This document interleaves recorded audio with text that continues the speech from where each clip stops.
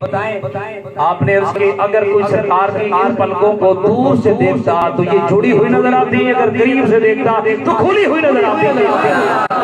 अरे तो वैसे करनी ने उम्मत मुसलमान को पैगाम दे दिया नौजवानों, अगर घर के अंदर रह के मोहम्मद अरबी के पैगाम पर अमल कर लिया, माँ बाप की खिदमत कर ली तो मोहम्मद अरबी तेरे घर में आके फरमाते।